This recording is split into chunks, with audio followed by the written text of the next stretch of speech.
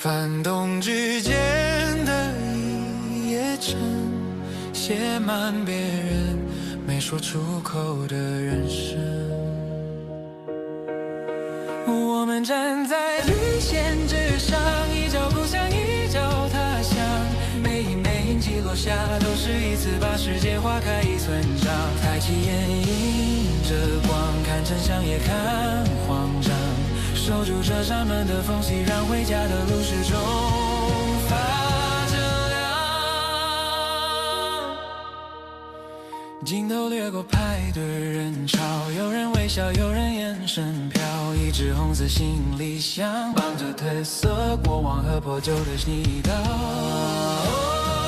我们站在绿线之上，一脚故乡，一脚他乡。每枚印记落下，都是心跳踢发条回响。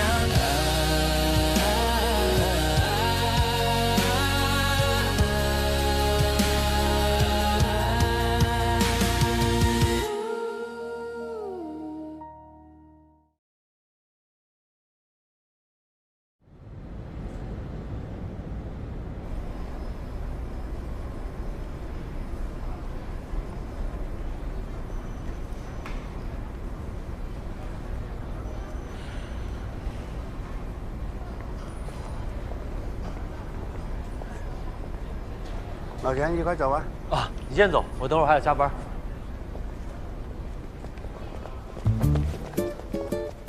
你跑这儿来干什么？私自查案违反纪律，你知不知道啊？你不是也来了吗？我看你上机场大巴就知道，肯定没好事儿。那你不查，还不能让我查了？师傅跟你说的话耳旁风是不是？跟你说多少遍了，咱没有权利查别人。我这算偶遇。说这话你自己信吗？还偶遇了？我问你，就算你拦住钱盛开，你想干什么？威逼利诱啊？当然不是，我会动之以情，晓之以理，让他开口。首先，如果你主动盘问他的话，就是违反纪律。其次，就算你能这么做，你不觉得这么做很小儿科吗？有哪个犯罪嫌疑人会听你的？还动之以情，晓之以理？那警察、公安还取什么证啊？查什么案呢？那如果是他送上门来，不打自招，这不算违反纪律吧？哎，师傅，你去跟着他，我去就来。不，你回来！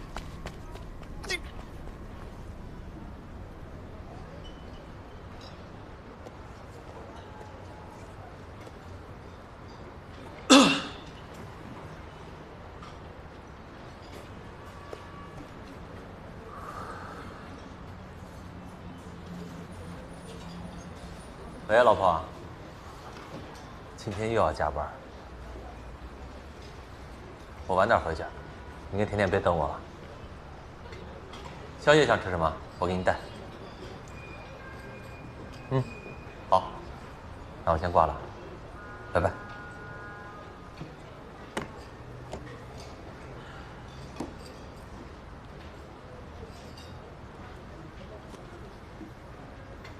您好，您拨打的号码是空号，请核对后再拨。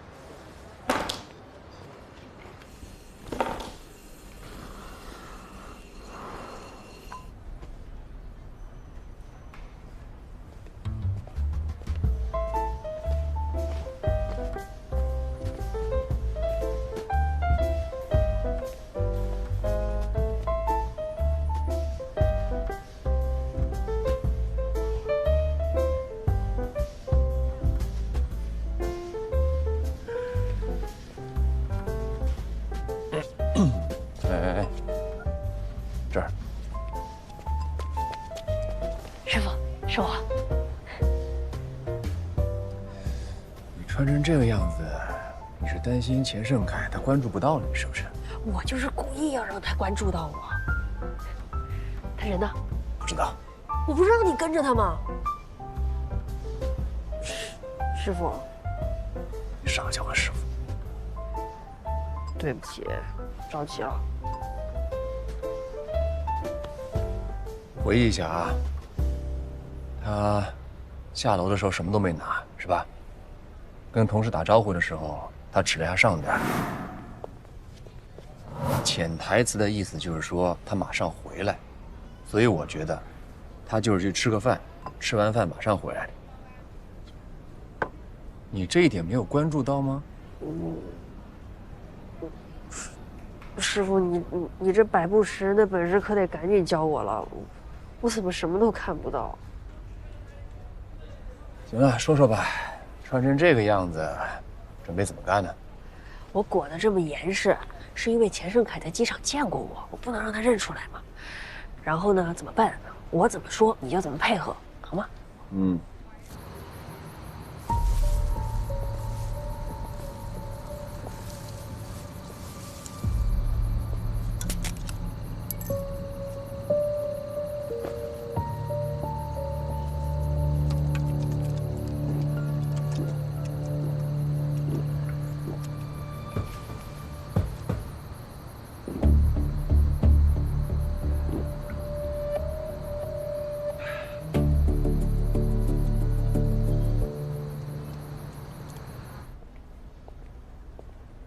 来了。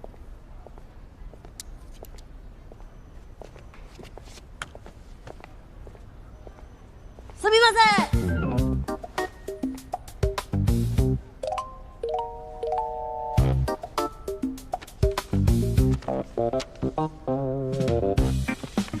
然后指一下。好，他应该看到我了。我就是一寸镜子，我还可以提起鞠躬，90度鞠躬，可以。行了行了，走走走。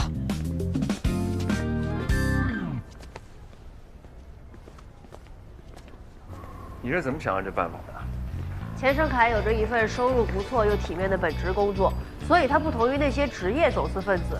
他这次失手后，内心肯定是相当焦虑，甚至恐慌的。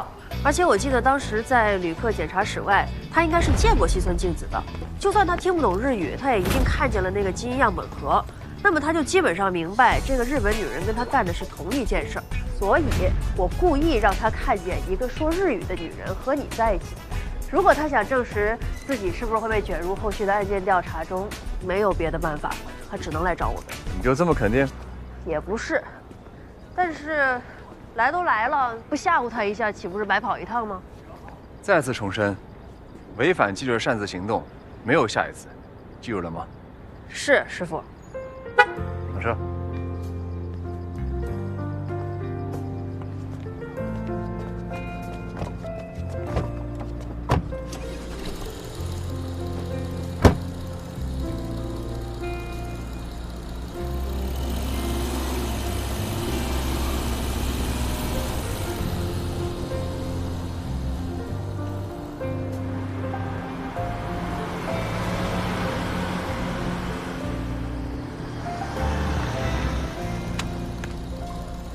谢谢师傅，那我走了。不客气，拜拜。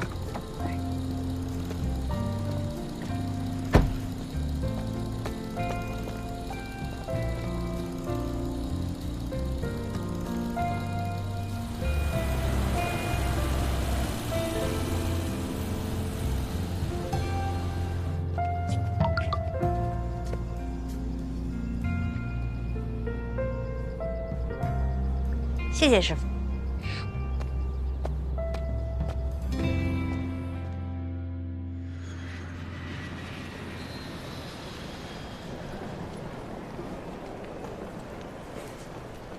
昨儿给你留的题解出来了吗？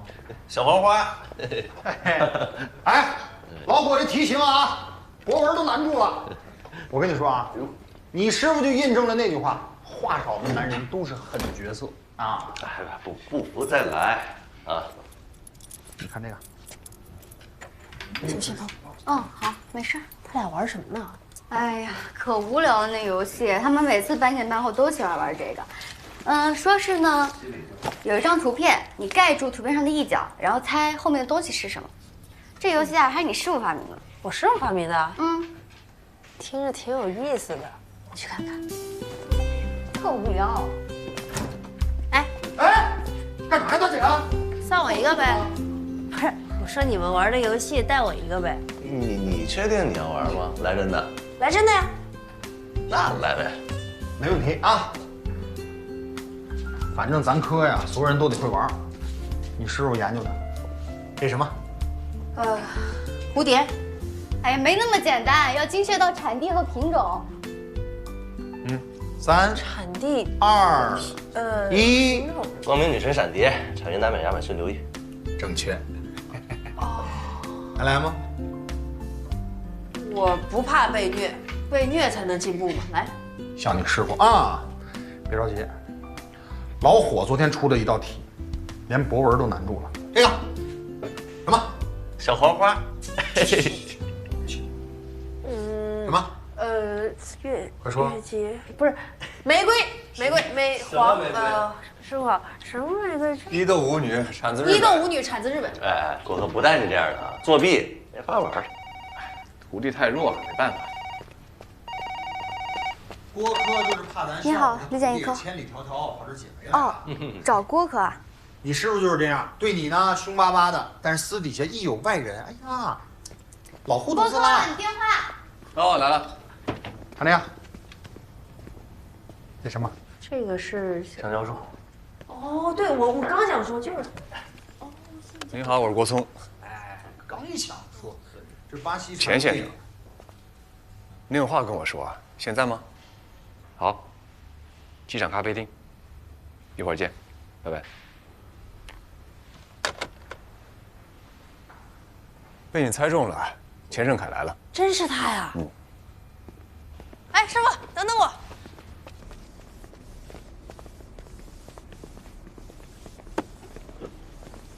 哎，郭科长，不好意思啊，我老是忘记放牌子。没事，下回记得啊。万一有旅客滑倒就不好了。啊，一定，谢谢啊。没事没事。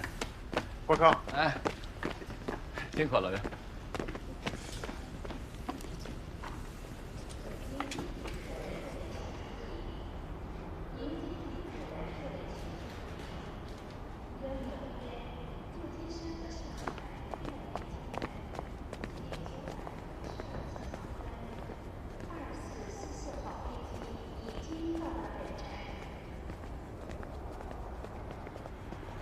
郭科长，钱先生，你好。你好。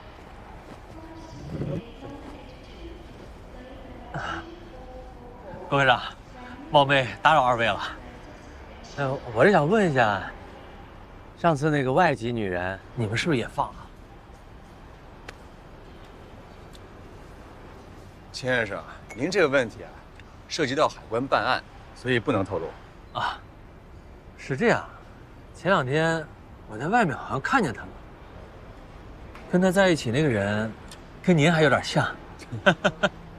郭科，他说的是不是就是张宇，海关办案进度不能跟外人说，你不知道吗？郭科长，我怎么算是外人呢？先生，我记得您说之前您买那个保温杯是在路边随手买的，您不知道里面有夹层，也不知道夹层里面装一些东西，是吧？所以啊，目前这个阶段，对于案件来说，你确实是外人。当然了，随着案件深入，证据越来越多，那就不好说了，你说呢？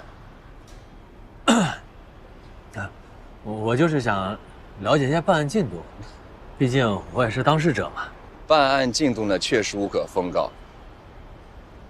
但是有2句话怎么说来着？坦白从宽，抗拒从严，戴罪立功，从轻处罚。钱先生，如果您是被人利用，那就没必要替对方隐瞒。其实那个外籍旅客，张宇啊，我说话你听不进去是不是？师傅，我看钱先生也是有意配合，咱们就给他一个机会嘛。是这样的，钱先生，如果你能把事情都说出来，那就好办了。这件事情其实你是毫不知情，被人指使的，对吗？我看您的生活也算是衣食无忧，为什么非得去带货呢？这背后肯定有苦衷吧？您是不是被人要挟了呀？其实您也是受害者，对吧？对，郭科长，我也是受害者，我都是被逼的。是。都说中产死于投资，我就是个典型的例子。我这一路本来走得挺顺的，可谁不想多挣点钱，给家人更好的生活呢？是不是？ 3月份的时候，一个朋友让我投资一个跟区块链有关的项目。我一开始投的不多，后来每期都能按时收到利息，我就把所有积蓄都投进去了，还跟朋友借了钱。可谁知道到5月份的时候，这个项目就无影无踪了。我欠了一屁股的债，还不敢跟老婆说。每天我就想着，怎么能尽快把这个窟窿给填上。让你带货那个人跟你的债主有什么关系啊？没有关系。那个人是上个月通过网络找上我的，但是他好像特别了解我，特别知道我需要什么。带一个杯子就给2万块，这我哪忍得住啊？哎，但是郭科长，我发誓啊，我真的以为就是个普通的杯子，我就相当于是被一个黑心老板雇佣了，给他们做临时工，收钱按照他们的吩咐我走了一趟，结果飞机都没上，就让你们给摁了。你在哪儿取的保温杯啊？这个，都那么久，我都忘了。钱先生，我知道你在说假话，你现在可以走了。不是郭科长，你现在可以走了。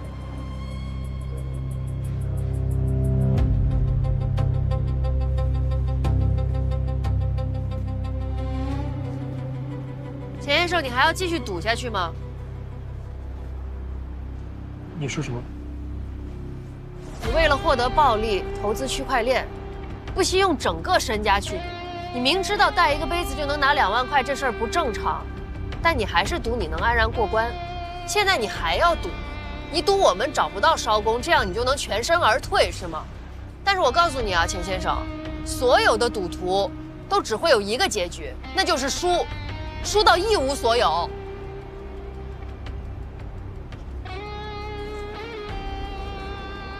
郭科长，是不是只要我说了，就真的能平安无事？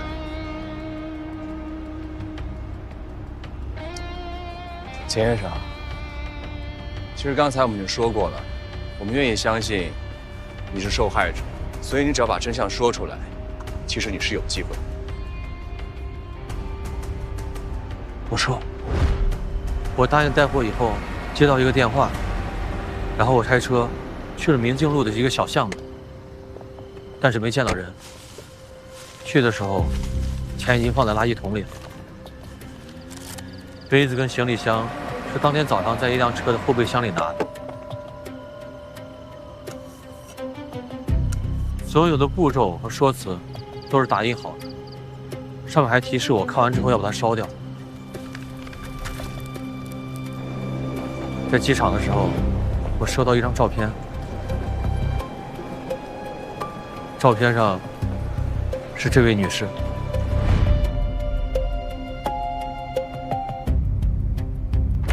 西村静子和钱盛凯一样，完全没有见过自己的上线，他们是被一步一步指引进入这个局的。还有张瑜，第1天上班就被偷拍了，在很短时间之内，他的照片都被走私集团看见并且利用，说明我们周围有走私团伙安插的线人。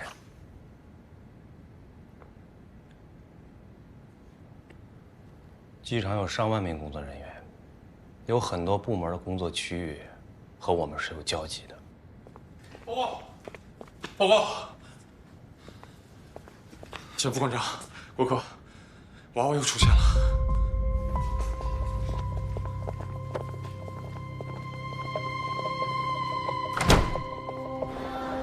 来，大家安静一下啊，配合一下，不要在这堵着，好不好？来，啊，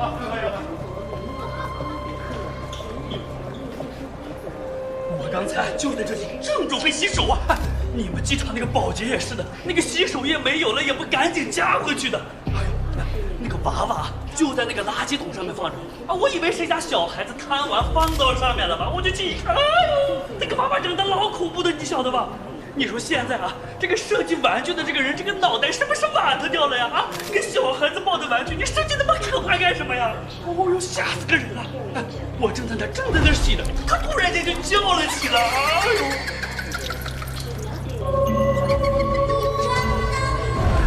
这也就是我这个人身体素质好的很，知道吧？你要是换做别人啊，身体素质不好，心脏不好，有什么高血压，那直接就嘣就倒下去了。这场都要担责任的，你晓得吧？啊，对不起，这位先生，我问一下，那娃娃是怎么叫的？那个娃娃，哎，那个娃娃先是一阵诡异的笑声啊，就跟那个恐怖电影里面那个一样啊。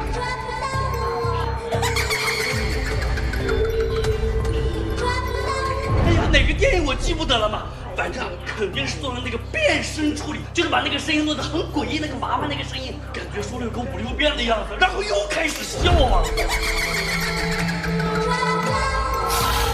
呦，我一看，这不就是恶作剧吗？给一个兄弟吓的呀，那得尿到裤子边上去了，我就赶紧跑掉，我就赶紧给你们打电话，现场也让我保护起来了。哎，我看你们都是戴大檐帽的，这个娃娃不会是冲你们来的吧？我跟你讲过，那个国外大片我都看过的，那个片子里面，哎呀，这和今天的航班没有关系吧？这个娃娃不会影响今天的航班吧？我赶时间的呀！这位先生，请不用惊慌，没有根据的事情呢，也请不要随意猜测。航班的飞行安全问题啊，也不用担心。还有，关于今天的事件，也请您替我们保密。是，哎，我拍下来发到网上去了，这，好多人都拍下来了嘛。那请配合我们工作，尽快删除吧。哎，同志您好，我是机场海关沈学军。我能方便看一下那个娃娃吗？好，谢谢啊。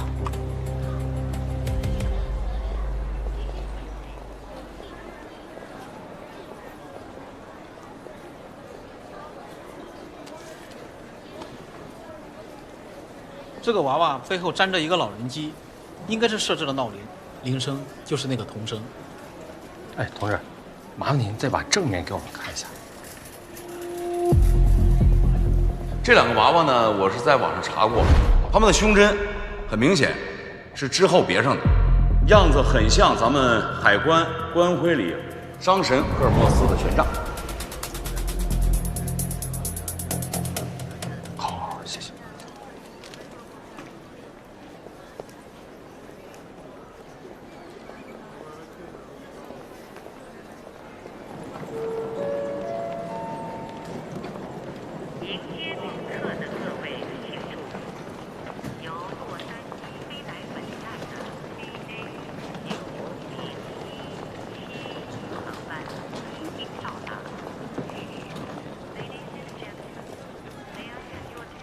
聪子，你现在担心就不是担心了。这个娃娃的出现，就证明基因案与 E 集团有密切的联系。难道说，这个 E 集团真的要死而复燃？我也有些疑惑。同样都是娃娃，但3年前的娃娃是在 E 集团行动之前出现的，挑衅的味道非常浓；而现在的娃娃是行动之后出现的，而且是行动失败之后，所以非常令人费解。要是走私不成，制造恐慌来恶心咱们。哎，老刘，过客，哎，辛苦啊！哎，应该的，我这有点着急，我先走了啊。毕竟都是娃娃，就算再恐怖的话，引起恐慌的面积也就这么大。走私集团行动如此缜密，那么无聊且没有意义的事情，他们应该不会做的。还有一点很让人费解，之前都是涉及毒品，而现在是血液基因样本，所以这些娃娃应该是有另外一个含义，但不是挑衅，应该是预警。这个娃娃的案件细节，知情人一直是严格控制。那这个放娃娃的人，一定和3年前有联系。他的动机是什么？你刚才的预警很有意思，预警什么？不管怎么样吧，这个基因案本被我们截获，那么这个走私团伙呢，就不会轻易的偃旗息鼓。还是那句话，只要我们守住这个门，以不变应万变。你回去给医科的同志开个会，传达一下。我呢，马上上报，通知其他同志注意一下。是。当儿里个里个隆的咚咚里个咚里个咚嘚儿咚嘚儿咚隆咚隆咚里个隆的咚，当当当里当当当里个隆的咚。这个大半年的时间啊，SARS 1集团在咱们这儿是干一票折一票，干一票折一票，还露出了很多的马脚。最终在上级的指挥下，我们是直接摸到了他们老巢，给他们端了个底儿朝天。但很奇怪啊，他们一直在闯咱们科，还提前用娃娃当提示，这不是等着被抓吗？这不符合犯罪心理啊！不是那电影里边总有那些犯罪分子喜欢挑衅警察吗？我觉得这个E集团这帮人啊，执着。图什么呢？那些犯罪分子的目的是为了走私，又不是为了较劲。如果说一科是块硬骨头，那他们应该绕开这块骨头才对啊。心理学上说啊，从哪里跌倒就从哪里爬起，这种行为其实并不常见，尤其是对犯罪分子来说。那所以呢，你觉得是为什么呀？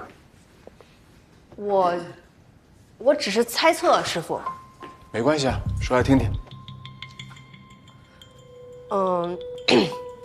首先我觉得E集团不会局限在只有一科当班时才实施走私行为，在其他时间段肯定也是同时进行的。但是，只有走私案件将要发生在一科，那些娃娃才会出现。也就是说，会不会有人是在用这些娃娃帮助一科把这些案件建立起联系呢？从某种程度上来说，这个人其实也帮助了海关捣毁犯罪集团呢。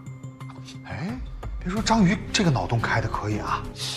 你的意思就是说，他们之间出现了内鬼，良心发现了有人？大宇啊，你稍等，让他把话说完。所以有没有一种可能，过去的那些娃娃不是挑衅，而是预警？不无道理。哎呦，老伙，你这话说了跟没说一样。章鱼说的确实有道理。是啊，我师傅之前也有类似的推测。当年E集团被抓获的那些骨干成员，也只是知道娃娃的事儿，但没人知道娃娃的出处。3年前，E集团首领萨子一的每一次行动都被娃娃点了炮，后来无路可逃才畏罪自杀，所以他肯定不是放娃娃的人。这个娃娃多少有针对萨子一的嫌疑。那这个放娃娃的隐形人到底是谁？是敌是友，也不清楚。那么今天这个娃娃又出现了，会不会是这个人再次向咱们发出预警呢？事后警示没有意义。事后，哎，对呀，事后，咱所有人跳出来看，别陷进去啊！有没有这么一种可能，就是还有另外一个人跟咱们一样，也是事后知道的基因案，然后才放的娃娃？这说明什么？他无法获知犯罪具体时间，所以他很有可能不是这个团伙的人。但他又想搞掉这个团伙，所以他想利用娃娃来引起我们的注意。所以，综上所述，我觉得这个人，他很有可能想黑吃黑。不无道理。哎，老伙，这次咱想到点儿上了啊！无论之前和现在是否是同一个人，既然他已经出手了，就一定会有新的动作。大家做好准备，10分钟之后开会。师傅，咱们怎么查？我觉得你是不是来错地方了？你该去当侦探。当梆啷梆梆。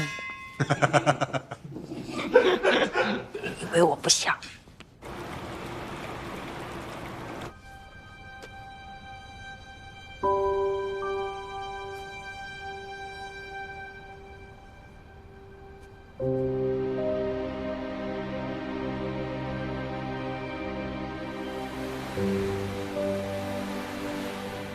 子怡，我一定能找到那个凶手。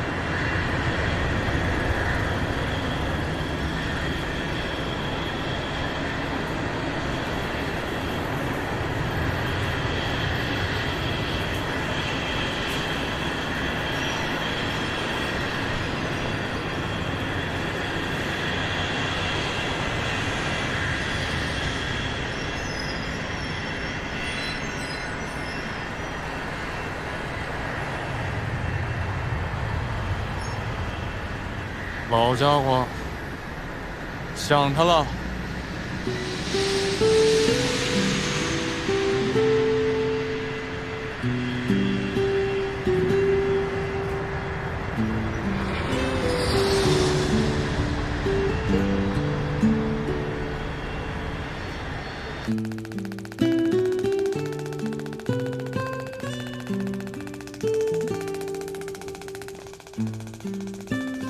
哎，疼，这疼，这疼，这是有点疼。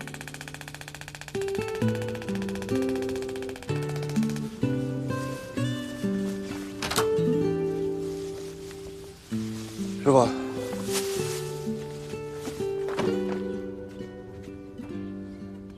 怎么了，大夫？我跟你商量个事儿啊，就是那枪咱能不打吗？怎么了？疼，可疼了。行，不打了。哎，谢谢啊。那好，你们聊，我先去给其他老人做调理。谢谢你。谢谢啊。好，不客气。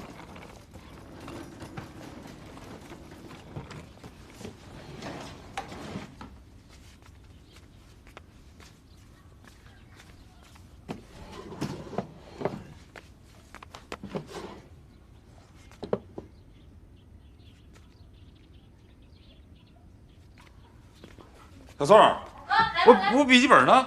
笔记本放在桌上，你天天找的那个，这个桌上，在这。哎，我记得我放抽屉里了。哎嘿，是这个吧？啊，对。哦，那我去忙了。好嘞啊。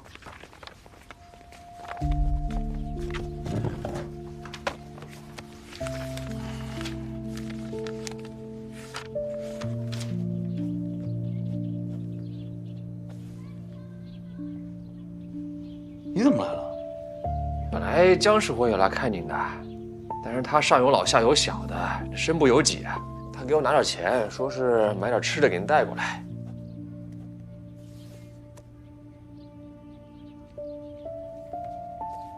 姜是我同学，不是上课的吗？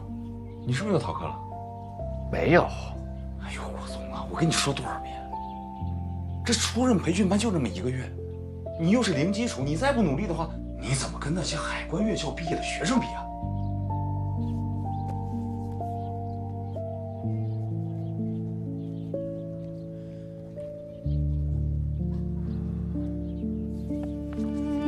报告，中央队，说，今儿周日，您忘了，搞错时间了。哎呀，周日啊，周日我让你们练习百步诗人，你跑这儿干什么来？这不好久没见您了吗？想看看您呀，想您了呗。想我干什么？我这很快就回去了。再不回去啊，沈月就是疯了，他可管不了你们这帮皮猴。皮猴，哎呀，这皮猴多加锻炼也能成为火眼金睛的孙悟空，是不是？不是啊。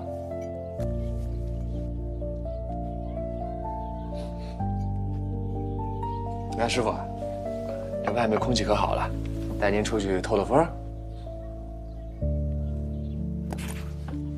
哎，师傅，跟关里请假了吗？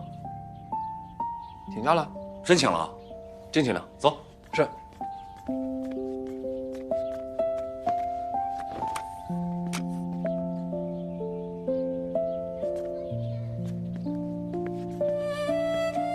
这边。哎，师傅。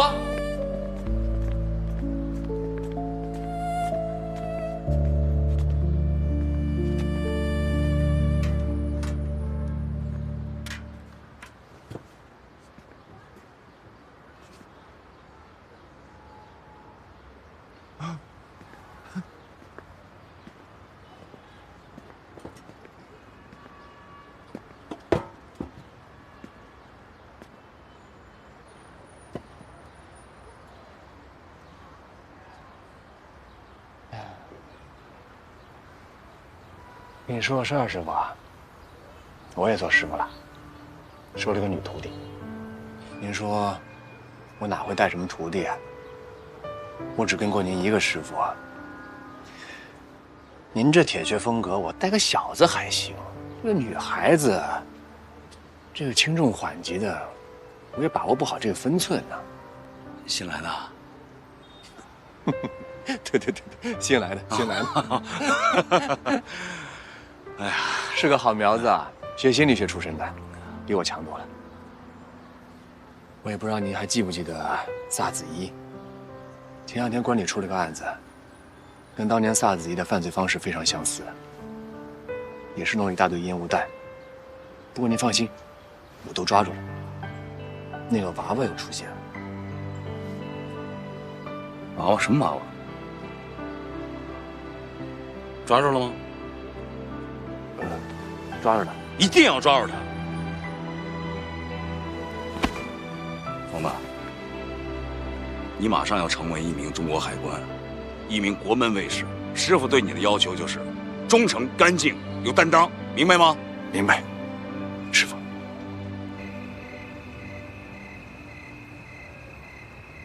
老陈啊，你又在找什么？哎，9点了。松儿，来正好，你帮我个忙。我这个笔记本找不到了，我现在有个重要的事情要记一下。今天早上不是给你了吗？在这啊，是这个吧？哎，不是那个，不是这个笔记本，就是有好多的笔记本在一块儿。我记，哎，你知道我平时有写日记的习惯，但我现在就想不起来放哪儿了。哎，是不是这个？这好多本子，是这个吗？嗯，我来看看，中国。就是这个，哎呦，你说我这脑，我跟你说，小宋，这些啊都是我平时的工作日记，还有我的学习笔记，可以说我这一生全写在这里面了。这个包是你当时带过来的啊，然后我看你放那一直没动，所以我就给你收起来了。嗨，我说，谢谢你。好，我先走了啊。好啊，拜拜。谢谢你，小宋。不客气。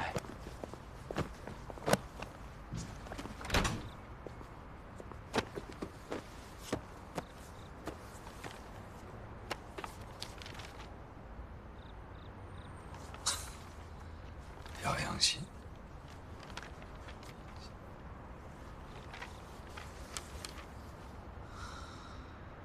在高原站岗清食并不算辛苦，除了初期高原反应带来的剧烈头痛，其他的还算正常，一切都很和平，就是孤独。有一只秃鹫时不常会飞来，停在附近的岩石上看着我。你看着。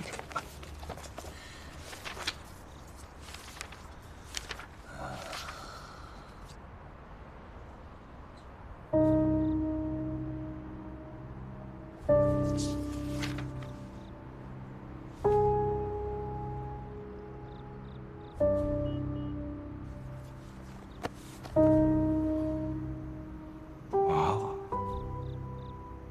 一起团。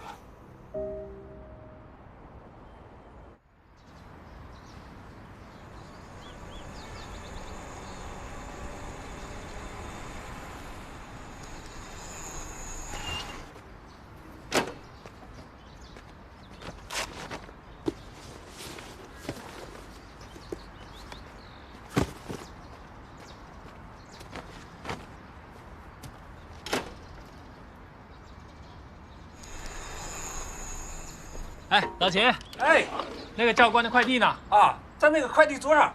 哦，什么人送过来的？一个快递小哥。好嘞。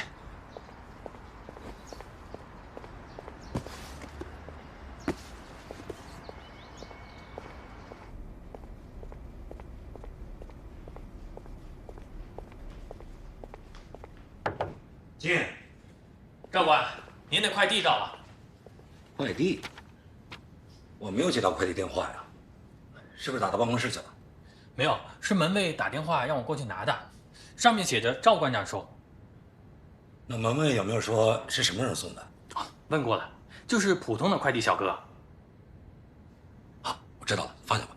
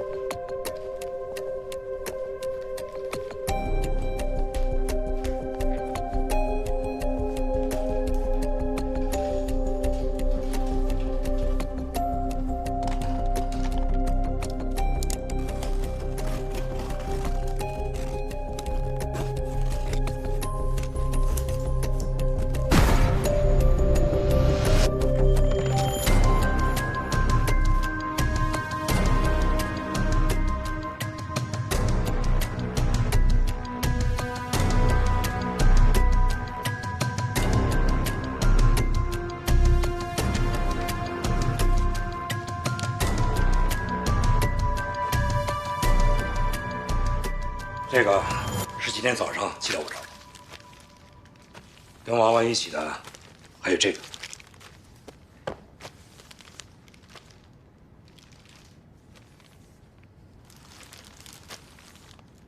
周官，这是不是又是恶作剧啊？咱们海关每年接收的这个虚假信息可不少。但是今天凌晨，咱们海关的确是收到了国际刑警的线报，说是会有走私分子携带新型毒品搭乘 KM997航班抵达滨海。老陈啊，这个航班在你班上，你得盯住了。哦，这娃娃，公安那边查过了？查了，这娃娃不常见，是从日本进口的，也不便宜。公安正在协同有关部门查询购买信息。另外，快递小哥那里也没有什么有用的信息。包裹先是放在快递柜里，快递柜的监控遭到破坏，然后才由快递小哥送过来的。电话号码和下单信息是虚假的，我估计应该是从网络上购买的。这个人处心积虑的隐藏自己的信息，把娃娃邮过来，我觉得不像是个恶作剧的人。你看啊，又把这个毒品2个字用红色标记出来，这会不会是隐藏了什么信息呢？也许就是强调的。不可能，就这么几个字，你全写成红色不就完了吗？而且这个人做事比较缜密，他的行动应该是都是设计好的。难道说就是跟红色有关？馆长，我个人觉得有可能。今天入境北检处是你们2个当班，咱们啊，宁可信其有，不可信其无。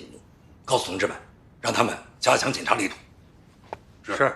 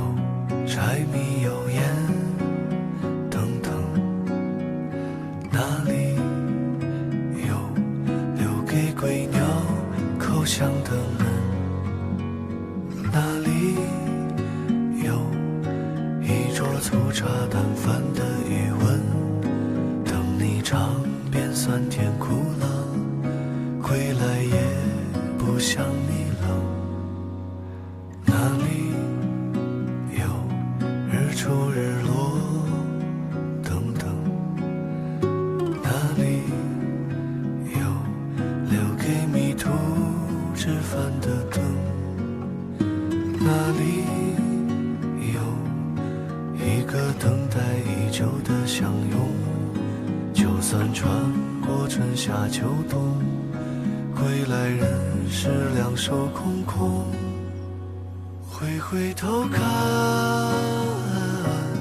那里藏着一扇门，点着一盏灯，等着一个人。回头看，那里等着一个人，守着一片黄昏，盼着一